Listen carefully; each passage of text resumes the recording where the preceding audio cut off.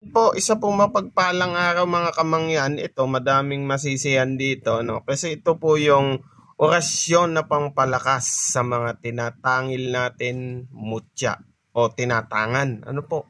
Yung tinatangil, tinatangan po yun, ano? Mga mutya man yan, kabibe o kahit ano pa man, kahit ano pong klaseng mutya, para po sa mutya ang orasyon na ito para mapanatili pong maging malakas yung bertud. Gagawin lang po ito tuwing Biyernes. Ano po, wag niyo pong isasama yung Martes. Ano? Siyempre magtitirik din kayo ng kandila, ano? Siyempre po. Ano? Ayan mga kamangyan, yung pagbasa naman po ng orasyon na ito ay papantigin nyo lang. Ano? Kumbaga, ayan. At yung sa mga nagtatanong, naguguluhan pa din, pwede naman po kayo mag-PM. Agimat naman yan. Ayun nga po, ito na po yung